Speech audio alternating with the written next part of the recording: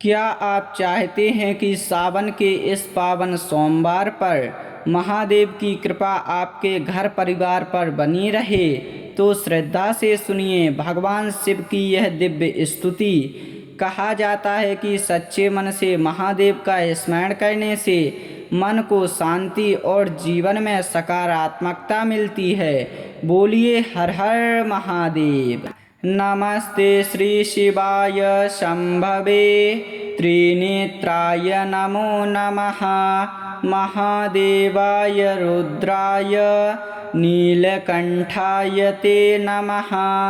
वंदे श्रीशंकरं देवं कैलासगिरिवासिनं गंगाधरं महेशानं भक्तानुग्रहकारिणम् आदिदेवं महादेवं सर्वलोकैकनायकम् उमापतिं जगन्नाथं प्रणमामि सदाशिवं त्रैलोक्यनाथं विश्वेशं भक्तानां भयहारिणं चन्द्रशेखरमीशानं वन्दे देवमनुत्तमम् महाकालं महेशानं मृत्युञ्जयमनामयं दुःखदारिद्र्यनाशाय प्रणमामि सदाशिवं नीलकण्ठं विरूपाक्षं नागहारविभूषितं भस्माङ्गरागसंयुक्तं वन्दे शूलधरं शिवं करुणासागरं देवम् आशुतोषं कृपानिधिं शरणागतपालं तं वन्दे श्रीपार्वतीपतिं। नमस्ते श्री शिवाय शंभवे त्रिनेत्राय नमो नमः। महादेवाय रुद्राय नीलकंठाय ते नमः। वंदे श्रीशंकरं देवं कैलासगिरिवासिनं गंगाधरं महेशानं भक्तानुग्रहकारिणम् आदिदेवं महादेवं सर्वलोकैकनायकम् उमापतिं जगन्नाथं प्रणमामि सदाशिवं त्रैलोक्यनाथं विश्वेशं भक्तानां भयहारिणं चन्द्रशेखरमीशानं वन्दे देवमनुत्तमम् महाकालं महेशानं मृत्युञ्जयमनामयं दुःखदारिद्र्यनाशाय प्रणमामि सदाशिवं नीलकण्ठं विरूपाक्षं नागहारविभूषितं भस्माङ्गरागसंयुक्तं वन्दे शूलधरं शिवं करुणासागरं देवम् आशुतोषं कृपानिधिं शरणागतपालं तं वन्दे श्रीपार्वतीपतिम्। नमस्ते श्री शिवाय शंभवे त्रिनेत्राय नमो नमः। महादेवाय रुद्राय नीलकंठाय ते नमः। वंदे श्रीशंकरं देवं कैलासगिरिवासिनं गंगाधरं महेशानं भक्तानुग्रहकारिणम् आदिदेवं महादेवं सर्वलोकैकनायकम् उमापतिं जगन्नाथं प्रणमामि सदाशिवं त्रैलोक्यनाथं विश्वेशं भक्तानां भयहारिणं चन्द्रशेखरमीशानं वन्दे देवमनुत्तमम् महाकालं महेशानं मृत्युञ्जयमनामयं दुःखदारिद्र्यनाशाय प्रणमामि सदाशिवं नीलकण्ठं विरूपाक्षं नागहारविभूषितं भस्माङ्गरागसंयुक्तं वन्दे शूलधरं शिवं करुणासागरं देवम् आशुतोषं कृपानिधिं शरणागतपालं तं वन्दे श्रीपार्वतीपतिं। नमस्ते श्रीशिवाय शम्भवे त्रिनेत्राय नमो नमः। महादेवाय रुद्राय नीलकण्ठाय ते नमः। वन्दे श्रीशङ्करं देवं कैलासगिरिवासिनं गङ्गाधरं महेशानं भक्तानुग्रहकारिणम् आदिदेवं महादेवं सर्वलोकैकनायकम् उमापतिं जगन्नाथं प्रणमामि सदाशिवं त्रैलोक्यनाथं विश्वेशं भक्तानां भयहारिणं चन्द्रशेखरमीशानं वन्दे देवमनुत्तमं महाकालं महेशानं मृत्युञ्जयमनामयं दुःखदारिद्र्यनाशाय प्रणमामि सदाशिवं नीलकण्ठं विरूपाक्षं नागहारविभूषितं भस्माङ्गरागसंयुक्तं वन्दे शूलधरं शिवं करुणासागरं देवम् आशुतोषं कृपानिधिं शरणागतपालं तं वन्दे श्रीपार्वतीपतिं। नमस्ते श्रीशिवाय शम्भवे त्रिनेत्राय नमो नमः। महादेवाय रुद्राय नीलकण्ठाय ते नमः। वन्दे श्रीशङ्करं देवं कैलासगिरिवासिनं गङ्गाधरं महेशानं भक्तानुग्रहकारिणम् आदिदेवं महादेवं सर्वलोकैकनायकम् उमापतिं जगन्नाथं प्रणमामि सदाशिवं त्रैलोक्यनाथं विश्वेशं भक्तानां भयहारिणं चन्द्रशेखरमीशानं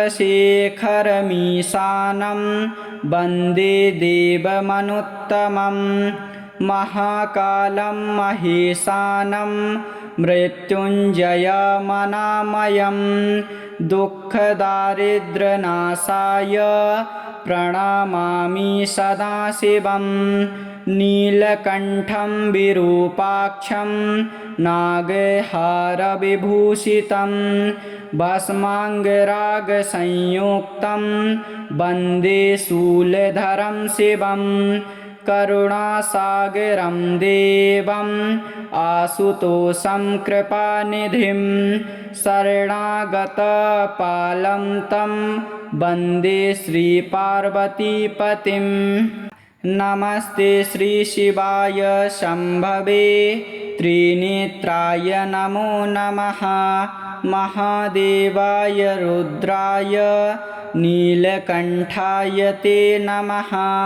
वन्दे श्रीशङ्करं देवं कैलासगिरिवासिनं गङ्गाधरं महेशानं भक्तानुग्रहकारिणम् आदिदेवं महादेवं सर्वलोकैकनायकम् उमापतिं जगन्नाथं प्रणमामि सदाशिवं त्रैलोक्यनाथं विश्वेशं भक्तानां भयहारिणं चन्द्रशेखरमीशानं वन्दे देवमनुत्तमं महाकालं महेशानं मृत्युञ्जयमनामयं दुःखदारिद्र्यनाशाय प्रणमामि सदाशिवं नीलकण्ठं विरूपाक्षं नागहारविभूषितं भस्माङ्गरागसंयुक्तं वन्दे शूलधरं शिवं करुणासागरं देवम् आशुतोषं कृपानिधिं शरणागतपालं तं वन्दे श्रीपार्वतीपतिं नमस्ते श्रीशिवाय शम्भवे त्रिनेत्राय नमो नमः महादेवाय रुद्राय नीलकण्ठाय ते नमः वन्दे श्रीशङ्करं देवं कैलासगिरिवासिनं गङ्गाधरं महेशानं भक्तानुग्रहकारिणम् आदिदेवं महादेवं सर्वलोकैकनायकम् उमापतिं जगन्नाथं प्रणमामि सदाशिवं त्रैलोक्यनाथं विश्वेशं भक्तानां भयहारिणं चन्द्रशेखरमीशानं वन्दे देवमनुत्तमं महाकालं महेशानं मृत्युञ्जयमनामयं दुःखदारिद्र्यनाशाय प्रणमामि सदाशिवं नीलकण्ठं विरूपाक्षं नागहारविभूषितं भस्माङ्गरागसंयुक्तं वन्दे शूलधरं शिवं करुणासागरं देवम् आशुतोषं कृपानिधिं शरणागतपालं तं वन्दे श्रीपार्वतीपतिं नमस्ते श्रीशिवाय शम्भवे त्रिनेत्राय नमो नमः महादेवाय रुद्राय नीलकण्ठाय ते नमः वन्दे श्रीशङ्करं देवं कैलासगिरिवासिनं गङ्गाधरं महेशानं भक्तानुग्रहकारिणम् आदिदेवं महादेवं सर्वलोकैकनायकम् उमापतिं जगन्नाथं प्रणमामि सदाशिवं त्रैलोक्यनाथं विश्वेशं भक्तानां भयहारिणं चन्द्रशेखरमीशानं वन्दे देवमनुत्तमं महाकालं महेशानं मृत्युञ्जयमनामयं दुःखदारिद्र्यनाशाय प्रणमामि सदाशिवं नीलकण्ठं विरूपाक्षं नागहारविभूषितं भस्माङ्गरागसंयुक्तं वन्दे शूलधरं शिवं करुणासागरं देवम् आशुतोषं कृपानिधिं शरणागतपालं तं वन्दे श्रीपार्वतीपतिं नमस्ते श्रीशिवाय शम्भवे त्रिनेत्राय नमो नमः महादेवाय रुद्राय नीलकण्ठाय ते नमः वन्दे श्रीशङ्करं देवं कैलासगिरिवासिनं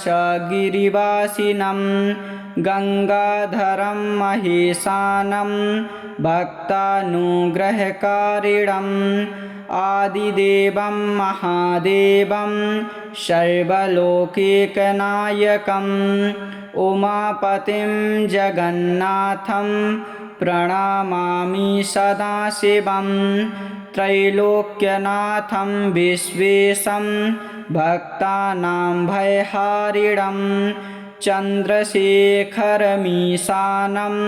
वन्दे देवमनुत्तमं महाकालं महेशानं मृत्युञ्जयमनामयं दुःखदारिद्र्यनाशाय प्रणमामि सदाशिवं नीलकण्ठं विरूपाक्षं नागहारविभूषितं भस्माङ्गरागसंयुक्तं वन्दे शूलधरं शिवं करुणासागरं देवम् आशुतोषं कृपानिधिं शरणागतपालं तं वन्दे श्रीपार्वतीपतिं नमस्ते श्रीशिवाय शम्भवे त्रिनेत्राय नमो नमः महादेवाय रुद्राय नीलकण्ठाय ते नमः वन्दे श्रीशङ्करं देवं कैलासगिरिवासिनं गङ्गाधरं महेशानं भक्तानुग्रहकारिणम् आदिदेवं महादेवं सर्वलोकैकनायकम् उमापतिं जगन्नाथं प्रणमामि सदाशिवं त्रैलोक्यनाथं विश्वेशं भक्तानां भयहारिणं चन्द्रशेखरमीशानं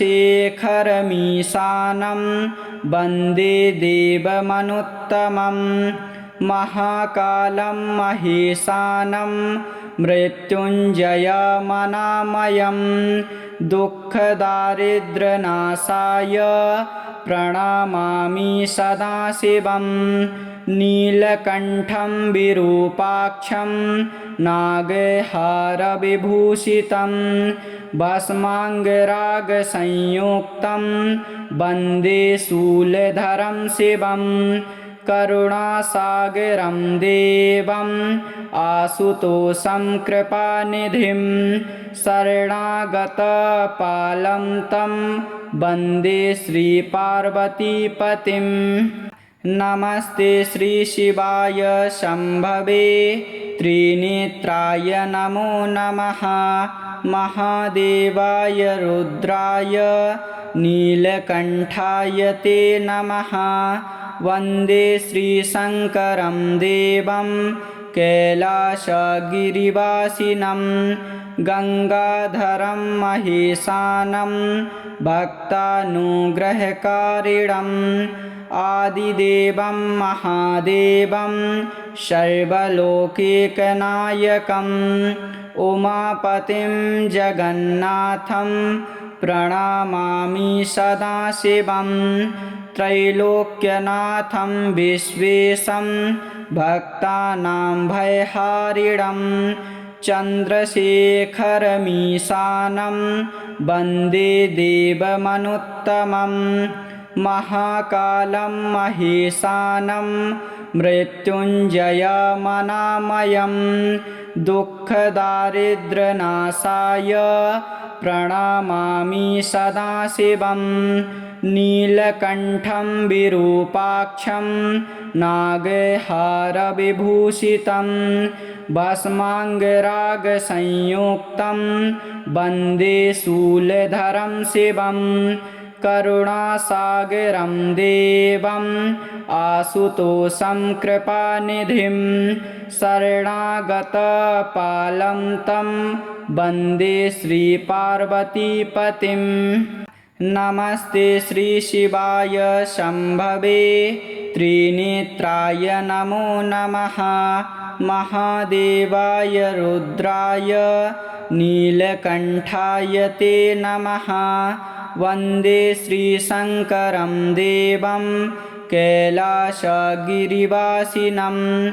गङ्गाधरं महेशानं भक्तानुग्रहकारिणम् आदिदेवं महादेवं सर्वलोकैकनायकम् उमापतिं जगन्नाथं प्रणमामि सदाशिवं त्रैलोक्यनाथं विश्वेशं भक्तानां भयहारिणं चन्द्रशेखरमीशानं वन्दे देवमनुत्तमं महाकालं महेशानं मृत्युञ्जयमनामयं दुःखदारिद्र्यनाशाय प्रणमामि सदाशिवं नीलकण्ठं विरूपाक्षं नागहारविभूषितं भस्माङ्गरागसंयुक्तं वन्दे शूलधरं शिवं करुणासागरं देवम् आशुतोषं कृपानिधिं शरणागतपालं तं वन्दे श्रीपार्वतीपतिम्।